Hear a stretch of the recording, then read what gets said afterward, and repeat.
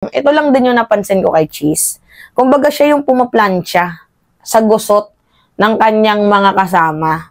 Totoo yan. Umaksyon si Cheese sa mga sa mga gusot ng kanyang mga kasama. Paano ko nasabi na umaksyon itong si Cheese Escudero sa gusot ng kanyang mga kasama? Paano natin nasabi yan? Kasi, mga minamahal, pumayag, 'di ba, itong si Quezon na magkaroon ng Senate hearing. Pero hindi doon sa committee ni Bato de la Rosa. And then, nung nagkaroon ng hearing, nakita naman natin na itong si Pimentel, daming hanash. Diba? Nakita natin yan. To the point na hinayaan niya na ibigay yung spot, yung highlight kay former President Duterte. Pansin natin yan, mga minamahal. Nakita nyo din yan, alam ko yan. Na hindi man lang nabigyan ng pagkakataon. Nabigyan ng pagkakataon, pero hindi masyadong nabigyan ng masyadong malalim na highlight talaga yung pamilya ng mga biktima. Diba? Kita nyo yun? O, pagsasalitain lang, o 5 minuto sa'yo, 5 minuto kay Pula Potasio, tapos pati yung Padre Benraso. Diba? Kita nyo yan, na itong si Coco Pimentel, ako, kay former President Duterte, only Senator Risa Ontiveros nga lang mga minamahal, yung talagang totoong nanindigan dyan eh. Yung totoong tumayo, yung totoong hindi naging bakla, di ba? Yung parang babaeng may bayag, tumindig, di ba? Hindi natakot kay Duterte, oh. Huyo ka, digo, parang ganun eh. Kailangan mong sagutin lahat ng mga tanong na to sa madaling sabi. So ngayon nga po mga minamahal, nakita niyo yung ginawang pambababoy ni Robin Padilla, ni Bato de la Rosa, ni Bongo. So, 24 yung senador. Hindi, 23 na lang kasi appointed na itong si Sani Angara. Sabi na lang natin 23 yung senador. 23 yung senador. Tapos, isa lang yung tumindig sa inyo. O, babae lang yung tumindig sa inyo. Tapos, mga minamahal, paano natin nasabi na nililinis ni Cheese Escudero yung gusot? Ganito, kung makikita ninyo, talagang bias, mga minamahal. To be honest, huwag na tayong maglokohan dito. Bias yung nangyari doon sa doon sa hearing. Sobrang bias talaga. Makikita niyo yung pagkiling, 'di ba? Kasi mostly ng mga dumalo doon is mga pro Duterte. Only Senator Risa Ontiveros nga lang talaga, paulit-ulit kong sasabihin sa inyo, ang tumindig, nanindigan, tumayo. Only Senator Risa Ontiveros lang. So ngayon, nagalit yung taong bayan. Mayroong kanya-kanya silang mga pahayag. Mayroon silang kanya-kanyang mga statement, di ba? Nagagalit kay Coco Pimentel, nagagalit kay Bato de la Rosa, nagagalit kay Bongo, kay Robin Padilla. Kasi parang tinatanggalan nila ng respeto ang karespe-respetong institusyon ng Senado. Nawala na daw po doon mga minamahal yung tinatawag na transparency, pagiging patriotic, 'di ba? Nawawala na yung ganung klaseng brand ng Senado. Kumbaga, yung brand na yun dati sa Senado, naririnig natin yan.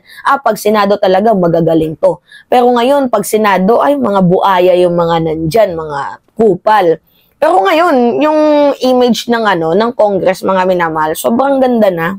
To be honest, makikita nyo, 'di ba? Sobrang ganda na ng imahe ng Congress ngayon. Kasi pag narinig natin yung salitang Congress, ang unang pumapasok talaga sa isipan natin ay mga yan, mga buaya yan eh. Pero ngayon, yung Congress, magagaling yan. Nandyan si Abante, si Dan Fernandez, si Acop, si Luistro, 'di ba? So pag narinig natin ng Congress, magagaling na. Kasi parang nabago yung imahe ng Kongreso kasi nagkaroon ng naging transparent, kumbaga wala silang sinasanto. Kaya nga alam natin, 'di ba, itong si former President Duterte hindi dumadalo doon sa Congress kasi wala siyang kakampi doon. Ang kakampi niya lang doon si yung may atik-atik din na taga Davao, yung gustong i-separate yung Mindanao sa Pilipinas. 'Di ba? Sino ba yon yung na yon? Nakalimutan ko yung pangalan na yung Alvarez. Yon, si Pantaleon Alvarez.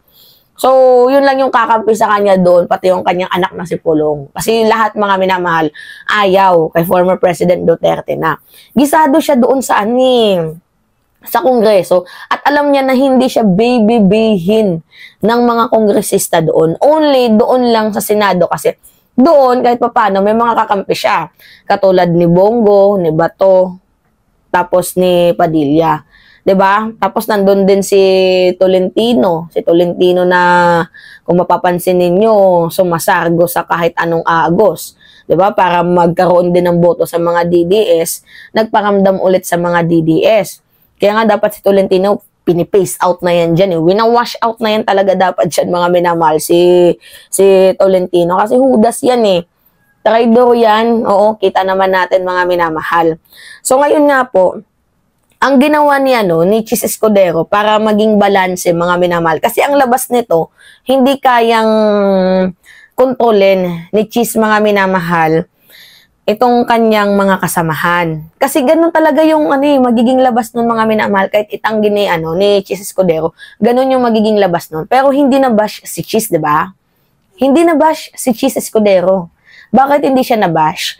Kasi yung kanyang unang statement, mga minamahal, is pangsargo kay former President Duterte. Naglabas siya ng statement na we are living in tawag dito, society, basta mayroong word na society na na hindi pinapayagan yung ganitong klaseng sistema. Kasi according to the Bill of Rights of our 1987 Constitution, no one shall be deprived of life, liberty, or property. 'Di ba? Ganon yung sinabi niya. So pumapabor sa parang pumapabor sa administrasyon. Kaya ano yung nangyari? Hindi binash itong si Chis Escudero. Kasi unang-una, yung pumayag siya na magkaroon ng Senate hearing sa ibang hindi sa ni Bato de la Rosa, 'di ba, sa ibang komite. And then after ng Senate hearing, meron siyang tirada dito kay former President Duterte. Kaya nga si Chis Escudero hindi na bash. So nakita niyo yung pagbalanse ni Chis para hindi lamang masabihan na bias ang Senado, 'di ba? Binalanse ni Chis Escudero, siya yung naglilinis ng gusot ng kanyang mga kasamahan. Yan po yung napansin ko, mga minamahal. Siya yung lumilinis ng gusot ng kanyang mga kasamahan kasi kitang-kita naman talaga natin, mga minamahal, na hindi niya din kayang kontrolin yung kanyang nasasakupan. Kitang-kita ng dalawang mata ko yan. Hindi niya kayang kontrolin ang kanyang mga nasasakupan. Kung kaya't, ang ginagawa niya, siya yung naglilinis ng kalat ng mga kaibigan nila. Diba? Kagaya din sa komento niya doon kay Sara Duterte. 'Di ba? Unbecoming itong si Sara Duterte daw kasi nagsasalita ng ganon, yeah? So, makikita ko na itong si Chis Escudero taga-plancha ng gusot ng kanyang mga kasama. Pero nakikita ko din na maganda din naman ang leadership ni Chis as a Senate President. Kumbaga, mas okay to kaysa kay Miguel Zubiri. 'Di ba? Bilang isang Senate President ng bansang Pilipinas. Kasi itong si Miguel, wala talagang kinakaya-kaya lang ng kanyang mga kasamahan. Tapos yung kanyang action ay hindi din natin makikita, mga minamahal, na tumatrabaho. Wala. Itong si Chis, tinatrabaho niya. Yung gusot ng kanyang mga kasamahan, siya yung sumasalo. Kaya hindi siya nababash. 'Di ba?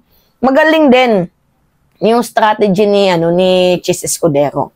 Anyway, mga minamahal, yun po. It's me again, si Mima Alicia nyo, at nagbabalik ulit para sa ating panibagong video. Maraming salamat, mga minamahal.